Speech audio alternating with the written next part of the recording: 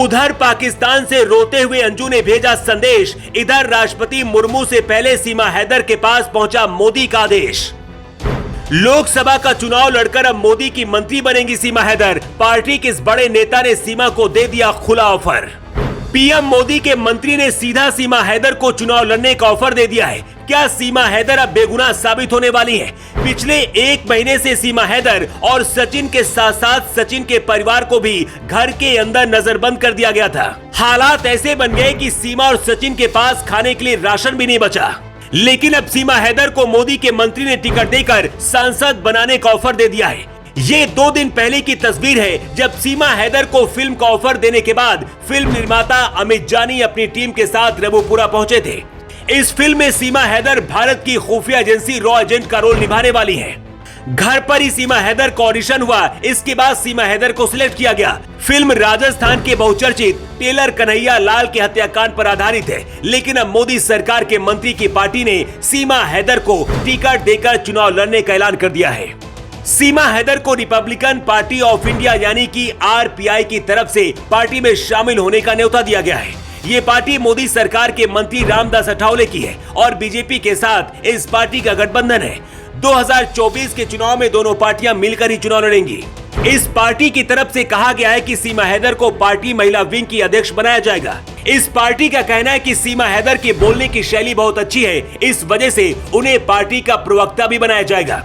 सीमा हैदर ने इस ऑफर को भी स्वीकार कर लिया है। रामदास अठावले की रिपब्लिकन पार्टी ऑफ इंडिया के राष्ट्रीय उपाध्यक्ष मासूम किशोर ने जानकारी देते हुए कहा है, सीमा हैदर अच्छा बोलती है, उनका तरीका लोगों को पसंद आएगा। ऐसे में उन्हें पार्टी से भी टिकट दिया जा सकता है, लेकिन उससे पहले उन्हें जांच एजेंसियों से क्लीन चिट मिल जाना चाहिए। इसके बाद उन्हें भारत की नागरिकता भी मिल जाए और फिर भारतीय नागरिकता मिलने के बाद ही सीमा हैदर को चुनाव लड़ने के लिए टिकट दिया जाएगा। तो क्या ये इस बात का संकेत है कि सीमा हैदर को बहुत जल्दी सुरक्षा एजेंसियों से क्लीन चिट मिलने वाली है? रामदास अठावले और पीएम मोदी के रिश्ते बहुत अच्छे हैं। रामदास अठावले को अक्सर आपने लोकसभा में हंसते हंसाते देखा होगा। ऐसे में पार्टी ने अगर इतना बड़ा फैसला लिया है तो उससे पहले अठावले ने पीएम मोदी से सलाह जरूर ली होगी।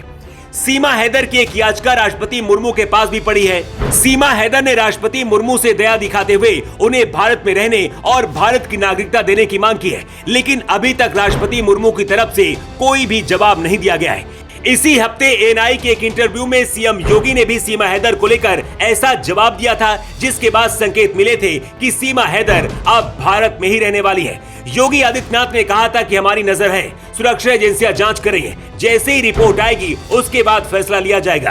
तो क्या सुरक्षा एजेंसियों की रिपोर्ट योगी मोदी तक पहुंच चुकी है और उसके बाद ही सीमा हैदर को चुनाव लड़वाने की तैयारी शुरू हुई? राजनीतिक जानकारों का तो ये भी कहना है कि खुद पीएम मोदी ने ही सीमा हैदर को चुनाव लड़वाने का ऑफर भेजा होगा। सीमा हैदर शुरू से ही योगी मोदी का नाम ले रही है। बीजेपी के अंदर अभी भी कोई धाकड़ महिला मुस्लिम नेता नहीं है। ऐसे में सीमा हैदर अगर राजनीति में उतरती है तो इससे न सिर्फ भारत के मुस्लिम बल्कि दुनिया भर के मुसलमानों को सीमा हैदर जवाब देंगी।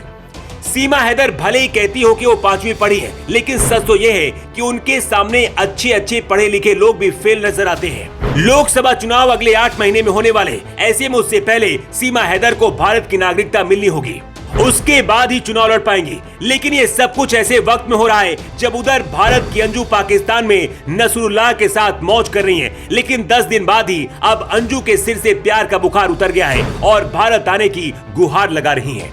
क्या आपको भी लगता है कि अभी तक जिस सीमा हैदर को पाकिस्तान की जासूस बताया जा रहा था, उसे भारत की संसद में पहुंचना चाहिए? आपकी राय क्या है? कमेंट बॉक्स पर लिखकर जरूर बताएं।